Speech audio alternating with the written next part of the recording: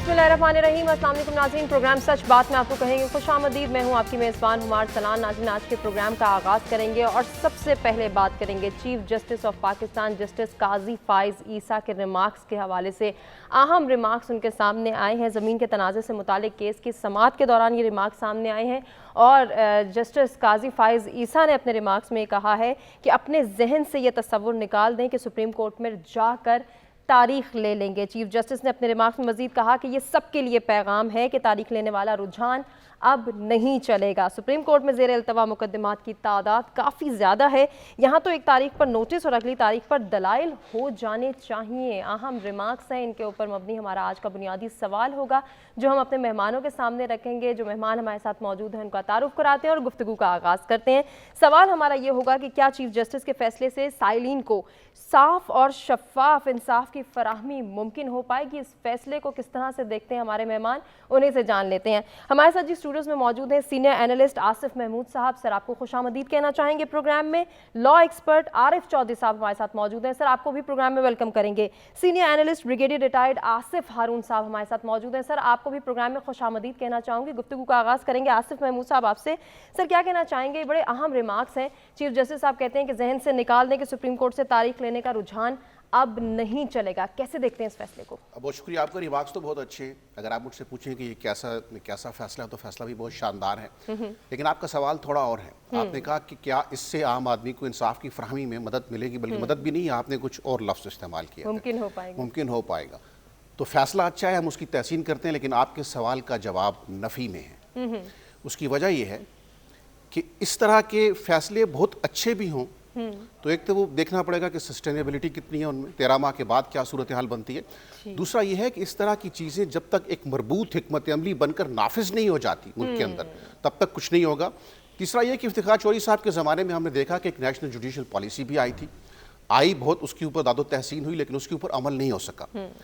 और तीसरी आखिरी बात यह है, चौथी और आखिरी बात यह है कि जो ट्रायल में डिले होता है वो ज़्यादातर निचली अदालतों में होता है। सुप्रीम कोर्ट में आज काजी साहब इसको अंडू कर देंगे, नहीं मानेंगे, कल को नए चीफ जस्टिस साहब आएंगे, वो फिर देना शुरू कर देंगे। तो बात यह है कि जो भी आपकी फिलासफी है, जो भी आपका विजन है, जो भी आपकी हिकमत अमली है, जब तक ये मटेरियलाइज नहीं होती और कानून में तब्दीली नहीं होती, आपके प्रोसीजर में तब्दीली नहीं होती और बहुत वाजे सस्टेनेबल हिकमत अमली में नहीं बनता, मेरा नहीं ख्याल कि इससे कोई इंसाफ में मदद मिलेगी। कुछ भी नहीं होगा।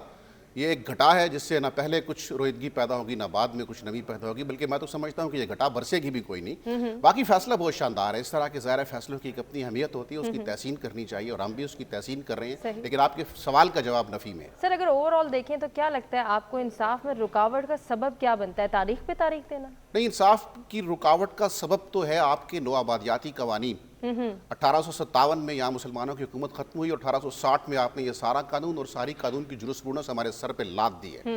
और मैं बड़े एहतराम के साथ गुजारिश करता हूँ और अक्सर करता हूँ कि हमारे मुअज़्ज़िज़ जज साहिबान जब तशरीफ़ रखते हैं तो वो तो पेंट कोट टाई में होते हैं, बहुत अच्छी बात है, लिबास कोई भी हो उसमें कोई ख़राबी नहीं है। लेकिन जो पीछे खुद्दाम अदब खड़े होते हैं वो जनाह कैप में खड़े होते हैं और वो सलवार कमीज़ और शेरवानी में होते हैं। तो नौकरों के लिए आपने जनाह कैप रखी हुई है, तो ये एक सवाल है। और ये कहाँ से आया? ये जब अंग्रेज़ ने यहाँ अदालतें कायम की तो उसने मुसलमान काजियों के लिबास की तज़हीक की, उनको पीछे खड़ा कर दिया। टीपू सुल्तान की शहादत के बाद और फिर 1857 की जंग आज़ादी की नाकामी के बाद मुस्लिम कल्चर से जुड़ी तमाम रसूमात की तौहीन और तज़लील की गई है और वो अनफॉर्चुनेटली अभी भी मौजूद है, नादानिस्ता तौर पर मौजूद है, उसको भी देखना होगा। दूसरा ये कि आप आज तक अपनी मकामी जुरिस्प्रूडेंस नहीं बना सके। आप अगर मलका विक्टोरिया की जुरिस्प्रूडेंस में चलेंगे तो देखिए उसमें 3 चीज़ मुख्तसरन अर्ज़ कर दूँ कि ये कानून रियाया के लिए था, ये शहरी के लिए नहीं था। ये कानून इंसाफ देने के लिए नहीं था, ये कानून अपनी रियाया को दबा कर रखने के लिए था। और ये कानून मेरी जुबान में भी नहीं था, ये बाहर से आने वालों की जुबान में था। तो इसलिए इसमें बहुत सारे मसाइल हैं जिस वजह से इंसाफ नहीं मिल रहा। ठीक हो गया सर, आपका पॉइंट आ गया और आपकी बात पर ही मबनी हम आगे कंटिन्यू करेंगे डिस्कशन को। आरिफ चौधरी साहब, क्या समझते हैं अदालती निज़ाम में कौन सी इस्लाहात की अशद ज़रूरत है? अदालती निज़ाम में सबसे पहली जो इस्लाह करने की ज़रूरत है वो जजेस की अपॉइंटमेंट। तो जजेस की अपॉइंटमेंट बुनियादी मसला है। अगर जजेस कॉम्पिटेंट होंगे, बासलाहियत होंगे और ऑनेस्ट होंगे, ऑनेस्टी जो है वो नंबर 1, इंटेग्रिटी जो है वो नंबर 1 होनी चाहिए, बाकी बातें बाद में आती। तो पाकिस्तान में अब जो सूरत हाल है उसमें कहने को इस तरह की बातें हमने खोसा साहब के ज़माने में भी सुनी और भी होता है, लेकिन ऐसा हो नहीं सकता। आसिफ साहब की बात से मैं इत्तेफाक करता हूँ اب سب سے امپورٹنٹ بات جو ہے اس وقت وہ یہ ہے کہ یہ تاخیر کیوں ہوتی ہے. جب سے یہ سلسلہ شروع ہوا ہے کہ عدالتوں کے کامنٹس اخباروں میں آنے شروع ہوئے اور میڈیا جو ہے اس کی کوریج شروع ہوئی ہے. اس سے پہلے یہ تو آپ انہوں نے کر دیا نا کہ سارے کا سارا ٹیلی وائز ہوگا. اس سے پہلے بھی جب شروع ہوا سلسلہ تو آپ نے دیکھا کہ افتخار چودھری کے زمانے میں بھی اور اس سے پہلے بھی لوگ جو تھے چیف جسٹس جن کو یہ عادت پڑ گئی تھی کہ جناب یہ ان کی خبریں جو ہے وہ شاہ سرخیاں بنے تو وہ انتظار کرتے تھے کہ عدالت میں اگر کوئی آتا ہے اخبار نویس آتا ہے یا جو بھی جرنلسٹ لکھنے والا یعنی انگریزی اردو کا چاہے ٹیلی ویژن کا ہو یا پرنٹ میڈیا کا ہو اس کے انتظار میں وہ بیٹھے رہتے تھے. جب آتے تو پھر اس کے بعد اس طرح کے جملے بولتے جس سے طوفان بدتمیزی برپا ہوتا اور اخباروں میں خبریں چھپتی اور اس کے اثرات کچھ بھی نہیں تھے.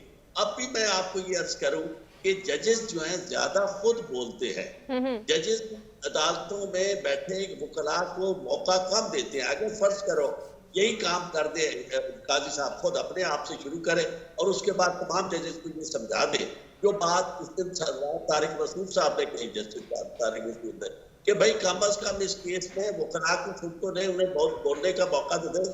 آپ نے بھی دیکھا پوری دنیا نے دیکھا اور میں سمجھتا ہوں کہ اس لحاظ سے یہ ہمارے وکلاء کے لیے تو بہت اچھا ہوا کہ کم از کم ہماری جو بتا تھی جو ہماری مصیبت تھی وہ سب کو پتہ چل گئی کہ ہم جب آتے ہیں عدالت میں تو عدالتیں جو ہے وہ خود بولتی ہیں ہمیں موقع کم دیتی ہیں.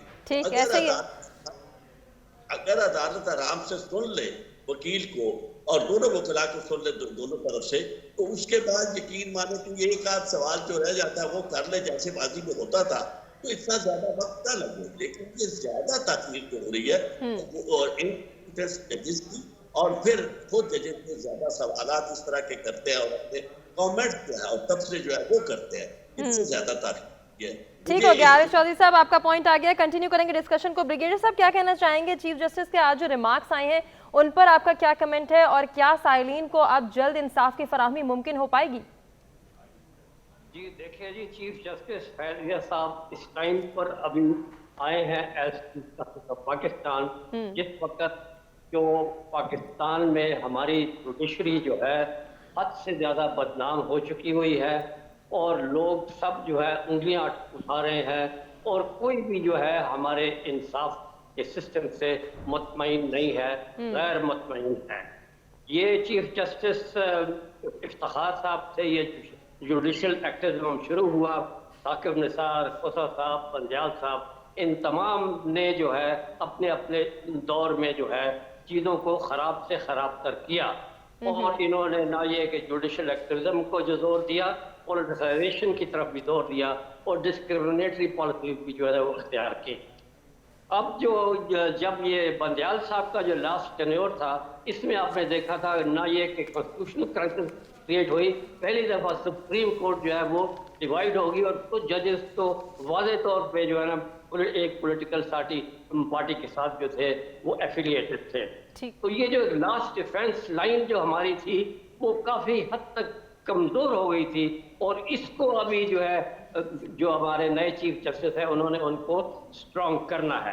اب آ جاتی ہے آپ کی یہ جو سوال آپ نے کیا ہے پیپر جو انکمپلیٹ کی بات یہ ہے وہ ٹھیک بات ہے, بالکل انہوں نے صحیح کہا ہے, لیکن ہم نے پہلے یہ دیکھنا ہے کہ ہمارا انصاف کا فقدان کیوں ہے, کیوں ہمارے کیسز یہ ڈیلے ہوتے ہیں یا وہ ہائی کورٹ میں یا سپریم کورٹ میں آ کے پھنس جاتے ہیں. اور ان کی بہت سی وجوہات ہیں, اس میں جو ہے نا سب جو ہے وہ اپنی اپنی طرف سے ڈیلینگ ٹیکٹکس استعمال کرتے ہیں تاکہ جسٹس ڈیلے ہو اور جسٹس ڈیلیڈ از جسٹس ڈینائیڈ. ٹھیک ہو گیا سر, آپ کا کمنٹ آ گیا ہے. ذرا پبلک پول کی بھی جلدی سے بات کر لیتے ہیں. کیا چیف جسٹس کے فیصلے سے سائلین کو صاف اور شفاف انصاف کی فراہمی ممکن ہو پائے گی؟ 25% کو ایسا لگتا ہے کہ ہو سکتا ہے لیکن 75% اس کی نفی کر رہے ہیں. ناظرین ہم ایک بریک کی جانب بڑھیں, stay with us. Welcome back नाज़रीन, प्रोग्राम में एक मरतबा फिर से आपको कहेंगे खुशामदीद। बढ़ेंगे आज के दूसरे टॉपिक की जानिब और बात करेंगे निगरान वज़ीर आज़म अनवारुल हक काकड़ साहब की, जिन्होंने गैर मुल्की खबरसां इदारे को एक इंटरव्यू दिया है और अपने इंटरव्यू में बड़ी अहम बात की है।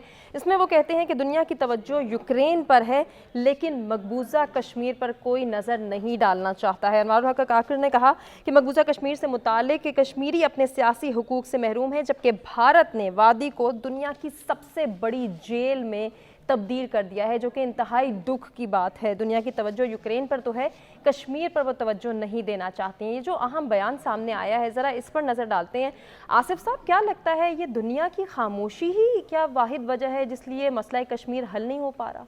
देखिए, इस सवाल का जवाब भी वही है जो पहले सवाल का था कि बयान तो बहुत खूबसूरत है, ठीक बात की है वज़ीर आज़म साहब ने, और वैसे हमारे वज़राए आज़म जनरल असम्बली के इजलास में अक्सर ठीक गुफ्तगू ही करते हैं, यानी कौमी जज्बात की ठीक तर्जुमानी करते हैं। सही। लेकिन मसला ये होता है कि जब वो खिताब फरमा कर आ जाते हैं तो फिर उसके बाद उसके फॉलो अप में कुछ भी नहीं होता।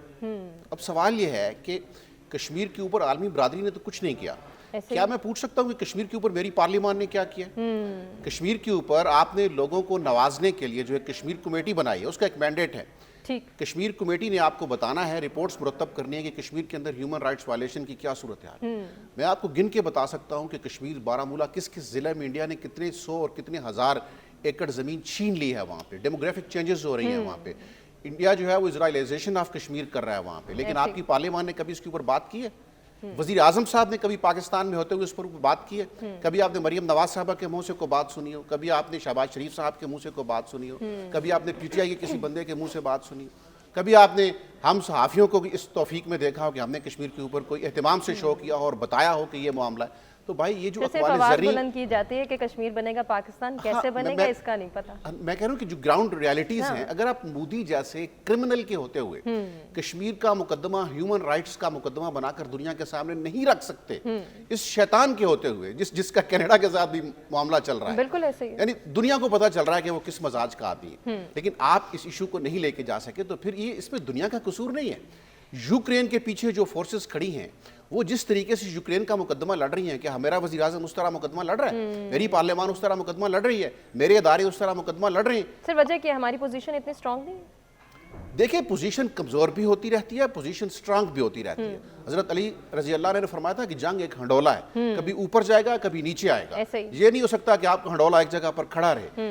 असल बात यह है कि आप एक विजन के साथ बुरुएकार हैं, आपकी पॉलिसी में तसलसल हो, आप अपने अहदाफ सेट कर लें, भले हल्के अहदाफ सेट कर लें, लेकिन आप उनको यकसुई के साथ फॉलो करें। आपकी तो कश्मीर पॉलिसी कोई नहीं है। कोई आता है वो आउट ऑफ बॉक्स सोल्यूशन दे के चला जाता है, कोई आता है वो कश्मीर के ऊपर LOC के ऊपर बाढ़ लगवा के चला जाता है, कोई कुछ करता है, कोई कुछ करता है, कोई मोदी से साड़ियां लेता है, लेते रहे, साड़ियों का इशू नहीं है। इशू ये है कि आपकी कश्मीर पॉलिसी वाजे तो हो, आप उसको उस तरह लेकर चले तो सही जिस तरह यूक्रेन के खैरखा उसको लेकर चल रहे हैं, फिर दुनिया से आपका शिकवा बनता है। ठीक हो गया सर, आपका पॉइंट आ गया। ब्रिगेडियर साहब, जरा मैं आपका कमेंट चाहूंगी, जिस तरह से अभी आसिफ महमूद साहब कह रहे हैं कि हमारे पास कश्मीर पॉलिसी कोई नहीं है कि जिसकी बेस पर हम दुनिया के सामने अपना मुकदमा लड़ सकें, क्या यही वजह है कि आलमी बरादरी की खामोशी नजर आती है हमें? जी, आसिफ महमूद साहब ने जो बातें की हैं मैं बिल्कुल उसकी तारीफ करता हूँ, उन्होंने सही बात की है। हमने आज तक कभी भी एक लॉन्ग टर्म कश्मीर पॉलिसी नहीं बनाई, हम डे टू डे बेसिस पे, रिएक्टिव बेसिस के ऊपर जो है हम काम चलाते रहे हैं, और हमारी अगर तवज्जो उस पर नहीं होगी जो एक्चुअल विक्टिम्स हैं, तो फिर दूसरों की तवज्जो क्या होगी। तो जहाँ तक डुअल स्टैंडर्ड्स का ताल्लुक है वो तो हमारे सामने है, ये आज नई बात है नहीं। यूक्रेन का मामला और है, वो तो यहाँ यूरोप इन्वॉल्व है, अमेरिका इन्वॉल्व है, उनकी तो और सोच है। ये तो एक थर्ड वर्ल्ड कंट्री है और ऊपर से मुस्लिम कंट्री है, और मुकाबला किसके साथ है, वो भी नॉन मुस्लिम है। वो तो हमें साफ मालूम है कि क्या प्रायोरिटीज हैं जो अमेरिका और वेस्ट की नज़र में, जो इजराइल है और जो इंडिया है, हम हैं उनमें, हम तो बिल्कुल उनके नज़दीक किसी खातर ख्वाह में नहीं आते हैं। हमें तो सिर्फ एक किराए का टट्टू जो है उन्होंने लेके रखा हुआ है, अपना वो मकसद निकालते हैं, फिर टिश्यू पेपर की तरह हमें फेंक देते हैं। यही उनका एटीट्यूड रहा है, हमने तो कोई उससे नहीं सीखा। हम फिर आप बार बार जाके उन्हीं से ही मानते हैं, यहाँ तक कि ट्रम्प को भी हमने कहा कि जी आप और बड़े खुश हो गए। सर, मंसूबा बना नहीं सकते या बनाना नहीं चाहते? नहीं, वो बात सारी यही है ना कि आप एक मसलसल एक चीज को परसू करें, यकसुई के साथ करें। हमारे अंदर डिवीजन्स हैं, हमारे अंदर डिवाइडेड थॉट्स हैं। जो रिलीजियस राइट है वो और कह रहे हैं, सेंट्रिस्ट और लेफ्टिस्ट वो और कह रहे हैं। हम एक पेज के ऊपर नहीं है कश्मीर के ऊपर, सही। तो वो कैसे ये चीज जो है ना आगे जा सकती है। हालत तो जहां तक इंडिया का ताल्लुक है, क्या वहां पर फार लेफ्ट और राइट और सेंटर नहीं है? उधर भी सेकुलर हैं और उधर भी एक्सट्रीमिस्ट हैं। लेकिन जो कश्मीर की जो पॉलिसी है, उन्होंने कहा है कि ये अटूट अंग है, इंडिया जो है वो कश्मीर उनका अटूट अंग हिस्सा है। वो कल भी कह रहे थे और आज भी कह रहे हैं और आइंदा भी ये कहेंगे। ठीक हो गया सर। आरिफ चौधरी साहब, आपकी जानिब बढ़ना चाहूंगी। आरिफ साहब, क्या कहेंगे ये जिस तरह से अभी हम बयानात सामने देखते हैं, कोई भी वज़ीर आज़म आता है, जब भी बात होती है मसला कश्मीर के हवाले से, कश्मीर डे आता है तो दुख किया जाता है। आज वज़ीर आज़म ये भी कह रहे हैं कि भारत ने जो है वो कश्मीर को एक दुनिया की सबसे बड़ी जेल में तब्दील कर दिया। ये बहुत दुख की बात है। हमने सिर्फ दुख ही देन करना है, सिर्फ ऐसे बयान ही जारी करने हैं, या फिर जो कश्मीर कमेटी हमने डेवलप की है उनको कोई मैंडेट भी देना है, उनमें ये भी देखना है क्या पॉलिसी मेकर्स वहाँ मौजूद हैं, कोई डेवलपमेंट करेंगे नहीं करेंगे, कोई पॉलिसी मेकिंग का असूल भी है या नहीं, इसको कौन देखेगा? एक पहलू है जो मेरे दोनों दोस्तों ने खासतौर पर आसिफ साहब ने, और वो बड़ा दुरुस्त। लेकिन इसके बाद एक बड़ी इम्पोर्टेंट बात यह है कि अगर हिंदुस्तान जाता है दुनिया के फोरम पर, तो उसका लीडर जो है वो इलेक्टेड लीडर के तौर पर जाता है, बावजूद इसके कि वहाँ ह्यूमन राइट्स की वायलेशन हो रही है। लेकिन वो वहाँ की अक्सरियत का नुमाइंदा जाता है। आप पाकिस्तान के लिए किसे बोल रहे हैं, वो एक है जिसकी अपनी कोई हैसियत नहीं है, वो एक बात का मतलब यह है कि आपकी बात करने के लिए जरूरी है दुनिया आपकी तरफ तवज्जो सिर्फ उस सूरत में करती है अगर आप अपने माशी हालात दुरुस्त हो या अपने अंदर सियासी हालात दुरुस्त हो या खुद आप हिम्मत सख्त वायलेशन कर रहे हो, तो फिर आपको तो यही है कि अपने मुखालफों को बाजू वाले जो थे वो जाके इमरान खान साहब बात करते थे इसके खिलाफ, तस्लीम के खिलाफ पूरी दुनिया के फोरम पर, और नवाज शरीफ जो है वो इमरान खान के खिलाफ बात करता है वहां जाकर। आपको पहले फुर्सत तो हो इस बात से कि पाकिस्तान की बात आपने पाकिस्तान में करनी है, और कश्मीर के मामले पर आपने एक और जो दुनिया का है वहां जाके भी आपको ये ताकत आनी चाहिए कि आप अपने लोगों को उस हद तक ताकत दे और इज्जत दे कि दुनिया ये न कह सके कि आपको जो ह्यूमन राइट्स तक वाले आप ये सब है। तो बात यह है कि ये सब मतलब ठीक हो गया। आरिफ चौधरी साहब, आपका पॉइंट आ गया। जरा पब्लिक पोल की बात कर लेते हैं। क्या मकबूजा कश्मीर के हल में रुकावट सिर्फ आलमी बरादरी की अदम दिलचस्पी है? 55% ऐसा ही मानते हैं, जबकि 45% ऐसा मानने से कासिर हैं। नाज़रीन, हम एक ब्रेक की जानिब बढ़ें, हमारे साथ रहिए। वेलकम बैक नाज़रीन। प्रोग्राम में एक मरतबा फिर से आपको कहेंगे खुशामदीद। बढ़ेंगे आज के तीसरे टॉपिक की जानिब और बात करेंगे निगरान वज़ीर ख़जाना डॉक्टर शमशाद अख्तर का, जिनका ये कहना है कि हुकूमती मलकियती इदारों की शफाफियत और गवर्नेंस में बेहतरी लाना बहुत ज़रूरी है। उनका मज़ीद कहना था कि सरमायाकारी में इजाफे के लिए सरमायाकारों को मराद दी जा रही हैं। निगरान हुकूमत मुल्क को मौशी बहरान से निकालने के लिए पुरअज़म है। अब रुकावट क्या है, उस रुकावट के हवाले से ज़रा आरिफ चौधरी साहब आपसे जानना चाहेंगे, क्या लगता है क्या हुकूमती इदारों की गवर्नेंस की बेहतरी में रुकावट जो है वो सियासी मुदाखलत है? ये उसी तरह की गुफ्तगू है कि जिसे कोई टीचर कहे कि बस बच्चों को मेहनत की जरूरत है, अगर ये मेहनत करे तो इम्तिहान में ये पास हो सकते हैं, मेहनत नहीं कर रहे। बात ये किसको नहीं पता कि गवर्नेंस हमारी दुरुस्त नहीं है, और गवर्नेंस किसकी है? यही लोग जो इस वक्त केयर टेकर सेटअप में आए बैठे हैं, यही पहले आते रहे हैं मुख्तलिफ सियासी बातों के हवाले से। बात यह है कि ये जो कहा गया है ना कि सियासी मुदाखलत, ये बहुत बड़ा अजाब है। उसकी वजह कि कायदे आज़म अलैहिर्रहमा ने फरमाया था, उनका खुतबा है, और वो किसी जमाने में हर जगह लिखा होता था कि आप सियासतदानों को करीब नहीं जाएंगे, सियासतदानों की बात नहीं करेंगे, आपका ताल्लुक पाकिस्तान की रियासत से है, ब्यूरोक्रेसी को।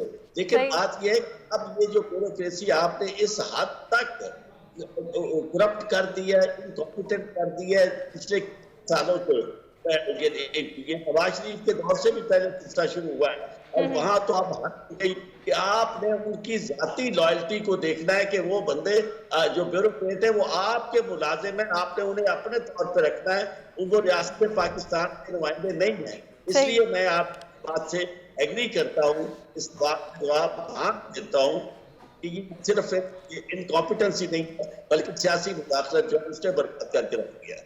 ٹھیک ہو گیا سر، آپ کا پوائنٹ آ گیا۔ آصف محمود صاحب، آپ کیا کہنا چاہیں گے؟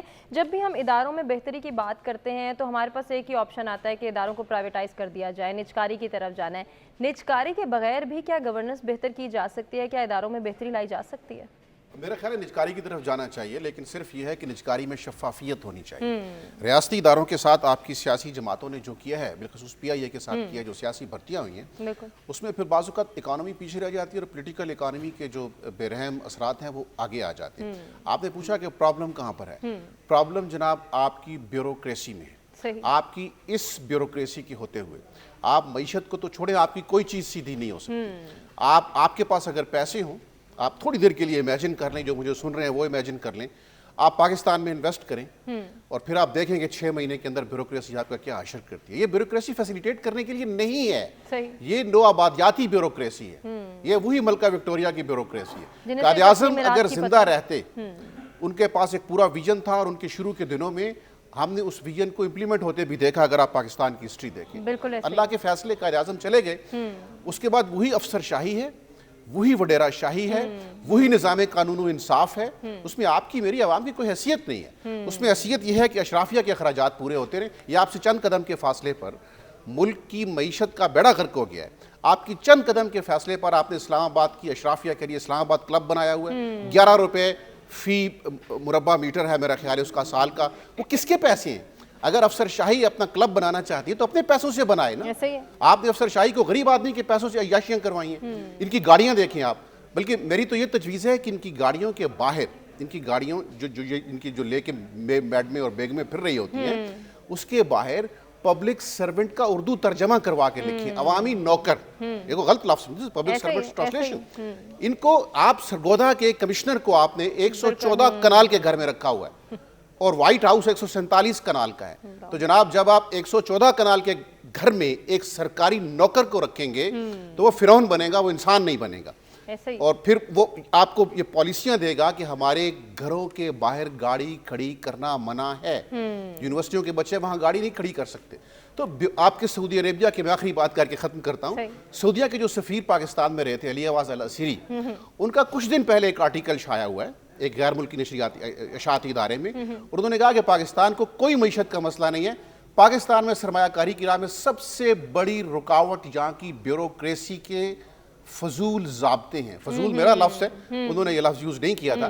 تو اگر ایک معزز سفیر کو پتا ہے کہ آپ کا پرابلم کیا ہے تو آپ کو نہیں پتا کہ آپ کا پرابلم کیا ہے؟ اس بیوروکریسی کو یا تو ٹھیک کر دیں یا اس سے جان چھڑا لیں، ون ونڈو آپریشن کریں، لوگ آئیں یہاں پہ سرمایہ کاری کریں، وہ بیوروکریٹس کے پیچھے ذلیل نہ ہوتے پھریں، تو آپ کی معیشت ٹھیک ہو جائے گی۔ سر بڑی اہم بات آپ نے کی بریگیڈیئر صاحب، یہ جو تجاویز سامنے آئی ہیں آصف محمود صاحب کی جانب سے، یا تو بیوروکریسی کو ٹھیک کر لیں یا پھر اس سے جان چھڑا لیں، کیا لگ رہا ہے آپ کو؟ کیا ان دونوں میں سے کسی ایک بات پہ عمل ہو سکتا ہے؟ نہیں، بیوروکریسی سے ہم جان تو نہیں چھوڑا سکتے، یہ ایک امپورٹنٹ حصہ ہے ایک مشینری کا، لیکن اس کی ریفارم ضرور ہو سکتی ہے۔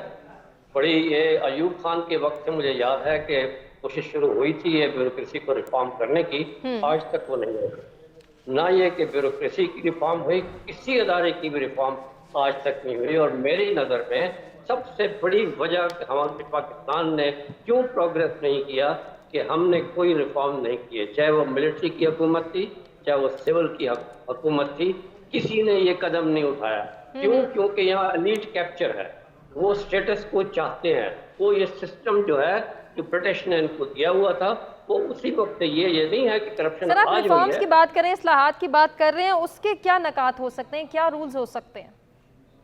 دیکھیں ریفارمز جو ہے، ابھی آپ میں الیکٹرل ریفارمز کی بات کر لیں کہ ہر دفعہ وہی چور چکے وغیرہ جو ہے نا آپ الیکٹ ہو جاتے ہیں، وہی آپ کو دھوکہ دیتے ہیں، پھر بار بار انہیں کو الیکٹ کرتے ہیں، پھر ایک تیسری پارٹی کے لیے کرتے ہیں، اس میں بھی وہی لوگ آ جاتے ہیں، وہی الیکٹیبلز ہیں، تو سارا وہی سسٹم ہے، سارا آپ کا چل رہا ہے نا، اس کو چینج تو کوئی نہیں کر رہا۔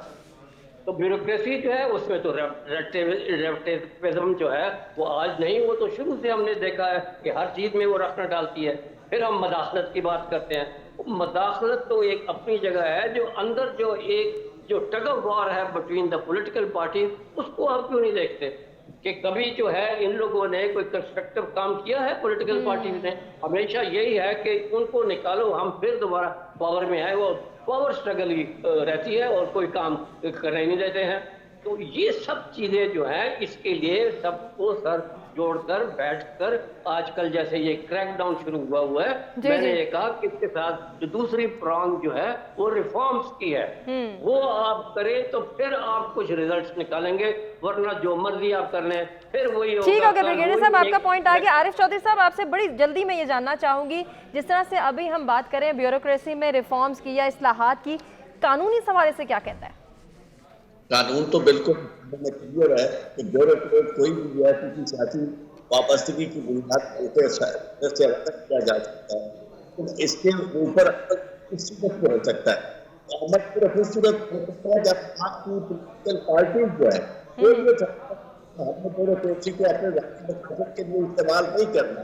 اگر وہ اسے اپنے ذاتی مقاصد کے لیے استعمال کریں گے تو کی وفاداری جو ہے اس کو عوام کے ساتھ کبھی آپ وابستہ نہیں کر سکتے. پاکستان کے اندر آپ کی ساری بیوروکریسی جو ہے وہ اب اس حد تک ہو چکی ہے اس سارے معاملے میں کہ آپ اگر دیکھیں گے تو آپ کو یہ ایک گٹھ جوڑ نظر آتا ہے، یعنی جس میں بیوروکریسی ہے، جس میں پولیٹیشنز ہیں اور جس میں اوپر کی اشرافیہ ہر سطح پہ موجود مقتدرہ ہے، وہ سارے کے سارے رستے یہ بتا رہے ہیں کہ آپ نے کرپشن کس طرح کر دی ہے. اور پاکستان کے اندر نہ انویسٹمنٹ آنا بنیادی طور پر آپ کی یہ بیوروکریٹک باٹل نیکس ہیں جو لوگوں کو انکریج کرنے کی بجائے ان کا گلا گھونٹتے ہیں اور وہ کہتے ہیں کچھ بنے نہ بنے پاکستان میں ہمارا سب کچھ بن جائے. تو میں یہ سمجھ ٹھیک ہے سر، آپ کا پوائنٹ آ گیا. ذرا ہم پبلک پول کی بھی بات کر لیتے ہیں. ہمارا بنیادی سوال یہ تھا، کیا حکومتی اداروں کی گورننس کی بہتری میں رکاوٹ صرف سیاسی مداخلت ہے؟ 25% ایسا سمجھتے ہیں، جبکہ 75% کو ایسا نہیں لگتا ہے. اپنے تمام مہمانوں کا شکریہ ادا کرنا چاہیں گے جنہوں نے اپنے قیمتی وقت اور قیمتی تجزیے سے آگاہ کیا، اور ناظرین آپ سے اجازت لیں گے. اللہ نگہبان.